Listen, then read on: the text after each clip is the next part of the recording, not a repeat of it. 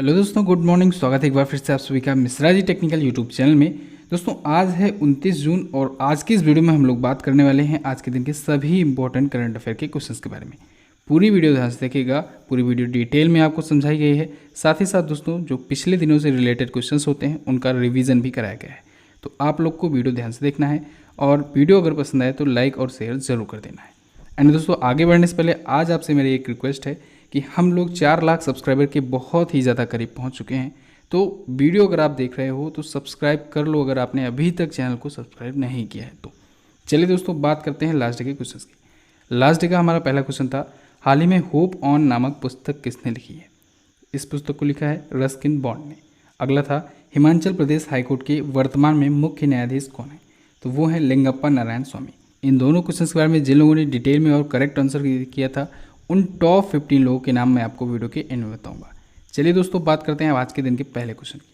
तो पहला क्वेश्चन है, मध्य प्रदेश ने कितने वर्षों के लिए मध्य प्रदेश राज्य प्रवासी मजदूर आयोग का गठन किया?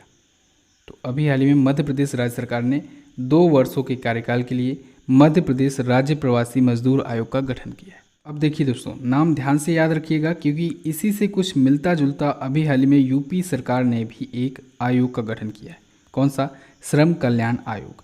तो श्रम कल्याण आयोग उत्तर प्रदेश ने शुरू किया है और उत्तर प्रदेश ने ही प्रवासी आयोग भी शुरू किया था, लेकिन मध्य प्रदेश ने जो शुरू किया है इसका नाम है मध्य प्रदेश राज्य प्रवासी मजदूर आयोग। क्लियर है? किस लिए है ये? सेम वही वर्क, प्रवासी मजदूरों के कल्याण और उनके हितों के संरक्षण के लिए। तो अगले 2 वर्षों के लिए कार्यकाल के लिए ये शुरू किया गया है। इस आयोग का, इस कमीशन का काम यही होगा कि मजदूरों की सामाजिक और आर्थिक स्थिति को मजबूत किया जा सके, ठीक है, और उनको जो ज़रूरत हो उनकी ज़रूरतों को पूरा किया जाए। चलिए अब आया है मध्य प्रदेश। तो मध्य प्रदेश से हम लोग रिवाइज करेंगे कि पिछले दिनों में कौन कौन से क्वेश्चंस आए थे जो करंट अफेयर से रिलेटेड थे। तो मध्य प्रदेश ने दोस्तों थैंक्स मॉम नाम का एक कैंपेन शुरू किया था। किसके लिए? पौधरोपण के लिए। ध्यान रखिएगा, गेहूं खरीद के मामले में शीर्ष पर रहा था मध्य प्रदेश।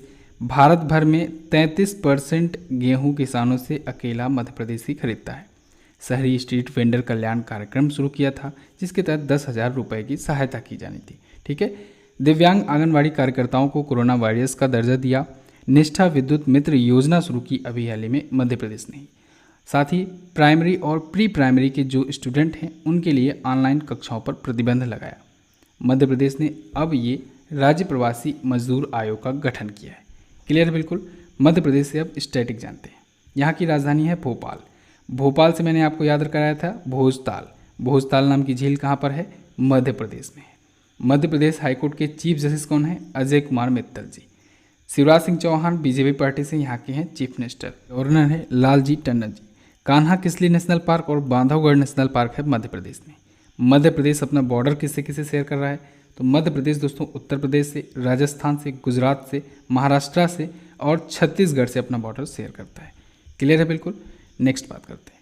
अगला है, हाल ही में गोवा के नए पुलिस महानिदेशक कौन बनाए गए? तो गोवा के नए डायरेक्टर जनरल ऑफ पुलिस यानी डीजीपी, जिसे हम लोग शॉर्ट फॉर्म में डीजीपी के नाम से जानते हैं, ये बनाए गए हैं मुकेश कुमार मीणा जी। कौन? मुकेश कुमार मीणा जी। ये दोस्तों मिजोरम से अभी ट्रांसफ़र होके आए हुए हैं। 1997 बैच के, 1997 बैच के ये आईपीएस ऑफिसर हैं। इंडियन पुलिस सर्विस के ये ऑफिसर हैं। एक्चुअली में दोस्तों नवंबर 2019 में जो गोवा के पूर्व डीजीपी थे प्रणव नड्डा जी, उनका निधन हो गया था। तो प्रणव नड्डा जी के निधन के बाद से ये पद खाली था अभी तक। तो अब मुकेश कुमार मीणा जी बन गए हैं यहाँ के नए डीजीपी। ए ऑप्शन में आपको दिख रहे हैं संजय कुमार। अभी हाल ही में संजय कुमार को दोस्तों महाराष्ट्र के जो सीएम है उद्धव ठाकरे, इनका मुख्य सलाहकार नियुक्त किया गया। आर श्रीरेखा आपको दिख रही है सी ऑप्शन में। आर श्रीरेखा जी को दोस्तों अभी हाल ही में केरल का नया मुख्य सचिव नियुक्त किया गया है, ठीक है, चीफ सेक्रेटरी नियुक्त किया गया है। चलिए नेक्स्ट बात करते हैं गोवा की। गोवा की राजधानी पणजी। गोवा कहाँ पर है मैप में? ये रहा छोटा सा गोवा। अभी हम लोग जूम करके जानेंगे। बॉम्बे हाईकोर्ट की पहले बात कर लेते हैं। गोवा का जो क्षेत्र आता है वो बॉम्बे हाईकोर्ट ही देखता है, ठीक है। मैंने आपको बताया था बॉम्बे हाईकोर्ट के बारे में। अभी 5 मिनट जीके की सीरीज़ में दोस्तों मैंने अपने सेकंड चैनल पर यानी MZT एजुकेशन 2.0 पर एक वीडियो दी हुई है। उसमें 5 मिनट जीके के तहत मैंने जितने भी हाई कोर्ट हैं उनके जो भी चीफ जस्टिस हैं सभी का नाम आपको याद कराया हुआ है। अगर आपने नहीं देखा है तो ज़रूर देखिएगा। बॉम्बे हाई कोर्ट के बारे में मैंने आपको बताया था कि इसके जो चीफ जस्टिस हैं अभी हाल ही में नियुक्त किए गए हैं। कौन नियुक्त किए गए हैं? दीपांकर दत्ता। और ये भी आपको बताया गया था कि कोई ज़रूरी नहीं है कि एक स्टेट का एक ही हाई कोर्ट हो, कोई कोई हाई कोर्ट ऐसे भी हैं, कई सारे हाई कोर्ट जो एक से अधिक राज्यों का भी कार्यवाहन करते हैं। ठीक है, प्रमोद सावंत जी यहाँ के हैं बीजेपी पार्टी से चीफ मिनिस्टर। गवर्नर हैं सत्यपाल मलिक जी। गोवा किससे किससे अपना बॉर्डर शेयर करता है? तो ये रहा गोवा, ये महाराष्ट्र से और कर्नाटका से अपना बॉर्डर शेयर करता है। क्लियर बिल्कुल। नेक्स्ट बात करते हैं। अगला है, हाल ही में FATF ने किस देश को ग्रे लिस्ट में बनाए रखने का फैसला लिया? तो FATF यानी फाइनेंशियल एक्शन टास्क फोर्स ने दोस्तों पाकिस्तान को ग्रे लिस्ट में बनाए रखने का फैसला लिया है।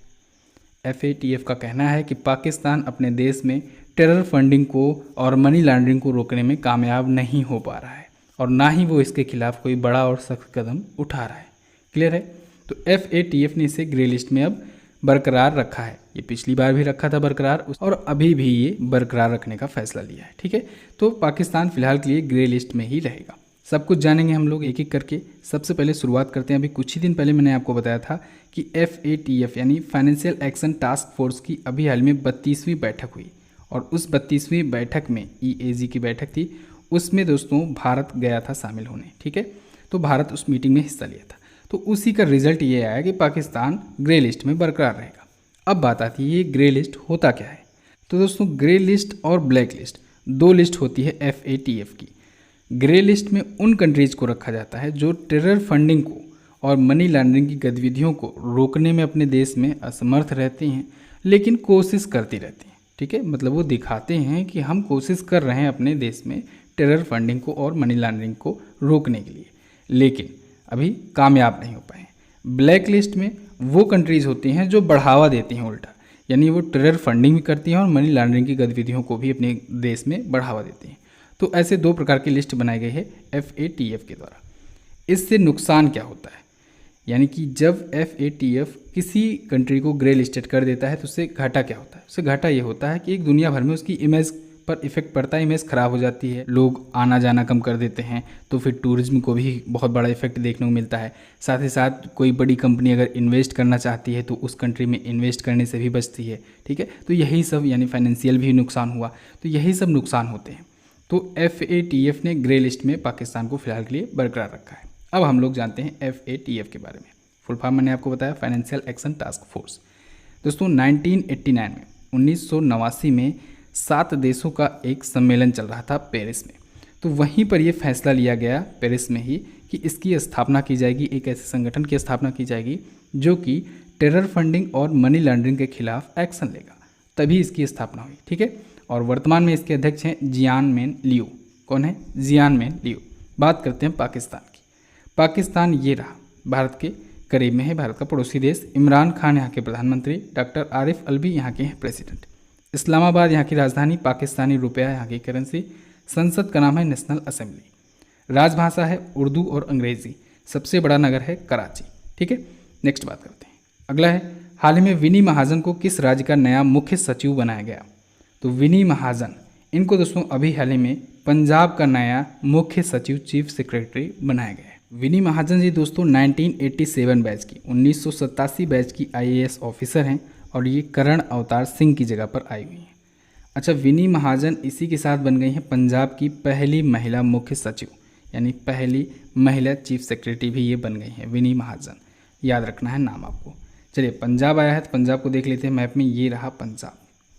चंडीगढ़ यहाँ की राजधानी। पंजाब और हरियाणा हाई कोर्ट, इसके चीफ जस्टिस हैं रविशंकर झा जी। कौन है? रविशंकर झा। कैप्टन अमरिंदर सिंह कांग्रेस पार्टी से यहाँ के हैं चीफ मिनिस्टर। गवर्नर है BP सिंह बिदनौर। किससे किससे अपना बॉर्डर शेयर कर रहा है? तो पंजाब दोस्तों जम्मू कश्मीर से, हिमाचल प्रदेश से, हरियाणा से और राजस्थान से अपना बॉर्डर शेयर करता है। क्लियर बिल्कुल। नेक्स्ट बात करते हैं। अगला है, हाल ही में किसने नेविगेशन द न्यू नॉर्मल अभियान का शुभारंभ किया? तो अभी हाल ही में दोस्तों नीति आयोग ने navigation the new normal campaign का शुभारंभ किया है। ये दोस्तों नीति आयोग के साथ साथ कुछ और भी संस्थाएं हैं, कुछ और भी संगठन हैं जिन्होंने मिल करके नीति आयोग का साथ दिया है इस कैंपेन को आगे बढ़ाने में।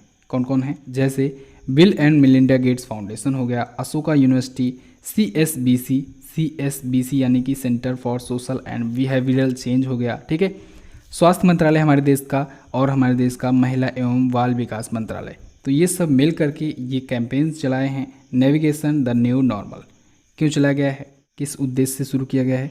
तो दोस्तों ये लोगों के व्यवहार को, लोगों के बिहेवियर को चेंज करने के प्रयास से ये अभियान शुरू किया गया है। इस कैंपेन के तहत लोगों से अपील की जा रही है कि लोग अपने आप में 4 बिहेवियर चेंजेस लाएं। कौन कौन से? पहला तो मास्क पहनना, यानी कि अपने डेली यूज़ में मास्क को पहनने का एक आदत डालने इसकी। दूसरा सोशल डिस्टेंसिंग, यानी मिनिमम 2 गज की दूरी बना के रखें। तीसरा हाथ साफ रखें। और चौथा जो है वो सार्वजनिक स्थानों पर थूकना बंद करें। तो ये 4 प्रकार के बिहेवियर अपने आप में लोग लाएं, इस वजह से ये कैंपेन शुरू किया गया है navigation the new normal campaign, NITI Aayog के द्वारा। क्लियर? नीति आयोग के बारे में बात करते हैं। 1 जनवरी 2015 को इसकी स्थापना हुई। योजना आयोग का नाम चेंज करके नीति आयोग किया गया। नीति का फुल फॉर्म होता है national institution for transforming India. Rajeev Kumar ji इसके उपाध्यक्ष हैं। अध्यक्ष जो होता है वो प्रधानमंत्री होता है ऑटोमेटिकली, तो वर्तमान में, और प्रथम अध्यक्ष नरेंद्र मोदी जी हुए। सीईओ हैं इसके अमिताभ कांत जी। नीति आयोग पर डिटेल वीडियो अगर देखना चाहते हैं तो वीडियो बनी है, ऐप में जाकर के आपको नीति आयोग बोल करके वॉइस सर्च कर लेना है। चलिए बात करते हैं अगले क्वेश्चन की। नेक्स्ट है, हाल ही में किसे ब्रिटेन के प्रधानमंत्री द्वारा पॉइंट ऑफ लाइट ऑनर से सम्मानित किया गया? तो अभी हाल ही में दोस्तों राजेंद्र सिंह जी को पॉइंट ऑफ लाइट ऑनर से सम्मानित किया गया है ब्रिटेन के प्राइम मिनिस्टर बोरिस जॉनसन के द्वारा। राजेंद्र सिंह दोस्तों स्कीपिंग सिख नाम से फेमस हैं। सोशल मीडिया पर इनको स्कीपिंग सिख नाम से जाना जाता है। अभी हाल ही में ये ब्रिटेन में नेशनल हेल्थ सर्विस के लिए फंड रेज किए थे और ये फंड लगभग 12,000 पाउंड का था। ठीक है, 12,000 पाउंड के आसपास था। तो इसी फंड रेज करने के लिए, क्योंकि ये स्वास्थ्य की सेवाओं के लिए था, तो इस वजह से ब्रिटेन के जो प्राइम मिनिस्टर हैं बोरिस जॉनसन जी, उन्होंने इन्हें पॉइंट ऑफ लाइट ऑनर से सम्मानित किया। क्लियर है? अब बाकी ऑप्शन पर भी नज़र डालते हैं। मनमीत कौर। मनमीत कौर को दोस्तों अभी ब्रिटेन में ही एक द सिख ग्रुप है, वो चलता है, वो सिखों पर सम्मान देता है, सिखों को। ठीक है, तो उसमें मनमीत कौर जी को सम्मानित किया गया था। इनको अंडर 30 की कैटेगरी में दुनिया की 100 प्रभावशाली व्यक्तित्व में से एक के रूप में चुना गया था। ठीक है, 100 प्रभावशाली सिखों के रूप में चुना गया था मनमीत कौर को। ये पाकिस्तान की महिला पत्रकार हैं और ये अवार्ड पाने वाली पाकिस्तान की पहली महिला पत्रकार भी बनी थी। अनमोल नारंग, ये दोस्तों अभी हाल ही में अमेरिकी सैन्य अकादमी से स्नातक की उपाधि पाई थी और ये उपाधि पाने वाली पहली सिख बनी थी, अनमोल नारंग। तो ये तीनों ऑप्शन आपको याद रखना है। चलिए नेक्स्ट बात करते हैं। अगला है, लोकसभा के कितने सांसदों को 11वें संसद रत्न पुरस्कार के लिए चुना गया है? तो लोकसभा से अभी हाल ही में 8 सांसदों को दोस्तों 11वें संसद रत्न पुरस्कार के लिए चुना गया है और राज्यसभा से वहीं 2 सांसदों को चुना गया है। ध्यान रखिएगा, टोटल इस बार 10 सांसदों को चुना गया है संसद रत्न पुरस्कार के लिए, जिसमें 8 हैं लोकसभा से, 2 हैं राज्यसभा के। ठीक है, संसद रत्न पुरस्कार का इस बार 11वां संस्करण था। इसकी शुरुआत हुई थी 2010 से। 2010 में APJ अब्दुल कलाम जी ने इसकी शुरुआत की थी। 2010 के बाद से ये दिया जाता है हर साल। ठीक है, हर वर्ष दिया जाता है संसद रत्न पुरस्कार। तो इस बार इसका 11वां संस्करण था। अब बात करते हैं हम लोग कौन कौन ये अवार्ड पाए हुए हैं। राज्यसभा के 2 सांसद पाए हैं, उनमें से एक हैं छाया वर्मा और दूसरे हैं विश्वंभर प्रसाद निषाद। लोकसभा से 8 पाए हुए हैं। 8 लोगों में हैं सुप्रिया सुले, सुभाष रामराव भामरे, हीना गावित, शशि थरूर, अमोल राम सिंह कोल्हे, निशिकांत दुबे, अजय मिश्रा और राम मोहन नायडू। ये जो राम मोहन नायडू हैं लास्ट वाले, ठीक है, इनका पूरा नाम है के राम मोहन नायडू। ये दोस्तों सबसे कम उम्र के सांसद बन गए हैं ये अवार्ड पाने वाले, यानी सांसद रत्न का अवार्ड पाने वाले सबसे कम उम्र के सांसद बन गए हैं राम मोहन नायडू। इसको भी याद रखिएगा। नेक्स्ट बात करते हैं। अगला है, हाल ही में स्क्वाड्रन लीडर परवेज जामजी का निधन हो गया। इनको कौन सा वीरता पुरस्कार मिल चुका है? तो इनको दोस्तों वीर चक्र मिल चुका है। इनका अभी हाल ही में निधन हो गया है स्क्वाड्रन लीडर परवेज जामजी का। इन्होंने दोस्तों 1971 में इंडिया और पाकिस्तान वार में काफ़ी वीरता दिखाई थी, इस वजह से इनको वीर चक्र से सम्मानित किया गया था। तो इनका अभी हाल ही में निधन हो गया है। भारत के कुछ वीरता पुरस्कार आपको ऑप्शन में दिख रहे हैं, इनको भी याद रखना आपको। सबसे बड़ा परमवीर चक्र होता है, महावीर चक्र दूसरा होता है। ठीक है, उसके बाद कई सारे अवार्ड होते हैं, कीर्ति चक्र, वीर चक्र, शौर्य चक्र, अशोक चक्र। ठीक है, ये सभी वीरता पुरस्कार हैं, इनको आपको ध्यान में रखना है। अगला है, किस राज्य के मुख्यमंत्री ने कैंपे गौड़ा की 108 फीट ऊंची प्रतिमा का शिलान्यास किया? इसे फीट कर लीजिएगा। 108 फीट ऊंची प्रतिमा का शिलान्यास किसने किया है? तो कर्नाटका के सीएम BS येदियुरप्पा जी ने अभी हाल ही में इसका शिलान्यास किया है। ये कांस्य की प्रतिमा होगी, 108 फीट ऊंची होगी। इस पर टोटल लागत आने वाली है 78 करोड़ रुपए की। कितने की? 78 करोड़ रुपए की लागत से ये बनाई जाएगी। केम्पेगौड़ा हैं कौन? केम्पेगौड़ा को दोस्तों बेंगलुरु का संस्थापक माना जाता है। इन्होंने ही बेंगलुरु की स्थापना की थी। इनकी 511वीं जयंती है, तो इनकी 511वीं जयंती पर इसका शिलान्यास किया गया है। ठीक है। अच्छा, बेंगलुरु में जो बेंगलुरु एयरपोर्ट है उसका भी नाम इन्हीं के नाम पर पड़ा है, केम्पेगौड़ा इंटरनेशनल एयरपोर्ट, याद रखिएगा। कर्नाटक के बारे में भी जान लेते हैं। कर्नाटक की राजधानी बेंगलुरु। कर्नाटक ये रहा मैप में।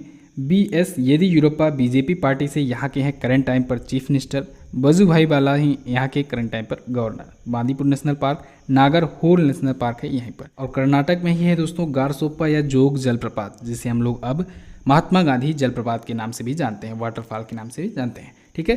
कर्नाटक हाईकोर्ट। कर्नाटक हाईकोर्ट के चीफ जस्टिस हैं दोस्तों अभय श्रीनिवास ओका।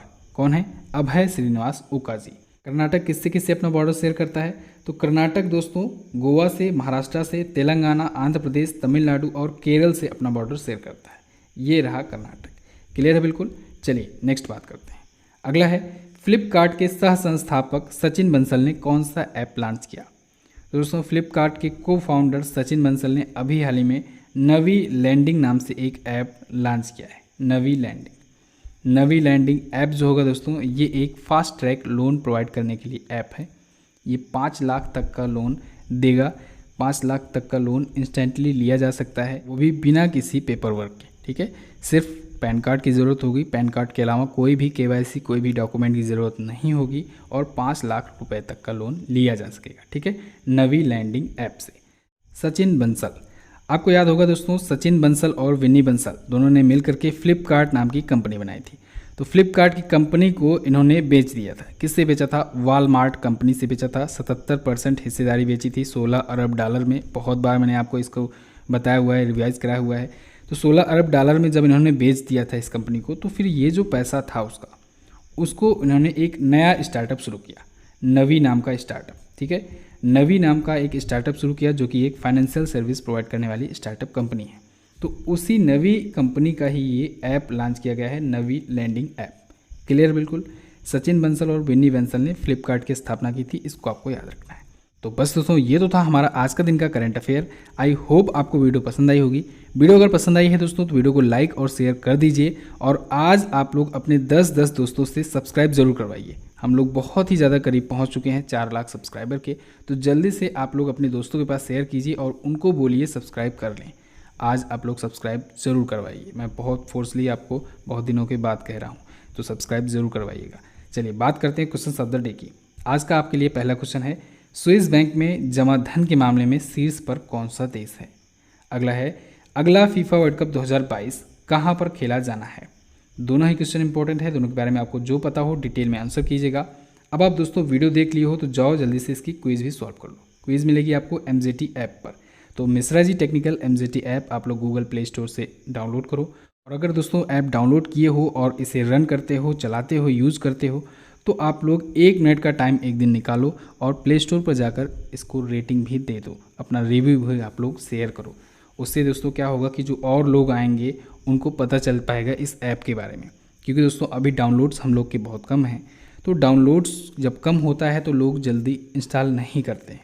वो तभी करते हैं जब वो रिव्यू वगैरह पढ़ते हैं। तो आप लोग जाओ रिव्यू और रेटिंग दो इस ऐप को, ठीक है, और शेयर भी कर दिया करो। क्विज के साथ साथ आप लोग ऑडियो रिवीजन भी कर लोगे इस ऐप के थ्रू। चलिए बात करते हैं उन लोगों के नाम की जो लोग कल की वीडियो में डिटेल में आंसर किए थे। उनके नाम हैं मनु पांडे, MK जोशी, गुरुदेव यादव, प्रीति तोमर, साबिर आलम, साक्षी पांडे, वंदना अग्रवाल, श्याम शेर कुमार, हर्ष सोनी, रविशंकर, प्रेरणा राय, रमजान खान, शिवानी कुमारी, दिव्या पांडे और निरंजन शाह। तो दोस्तों इस वीडियो में बस इतना ही। कैसी लगी आपको वीडियो आप लोग कमेंट करके हमें जरूर बताइएगा। वीडियो अगर अच्छी लगी है तो लाइक करके हमारा उत्साह बढ़ाइए। साथ ही इन दोनों इंपॉर्टेंट वीडियोस को जरूर देख लीजिएगा और आने वाली वीडियोस का नोटिफिकेशन पाने के लिए सब्सक्राइब करके बेल आइकन को जरूर दबाएं। मिलते हैं किसी अन्य वीडियो में, तब तक के लिए नमस्कार, जय हिंद, वंदे मातरम।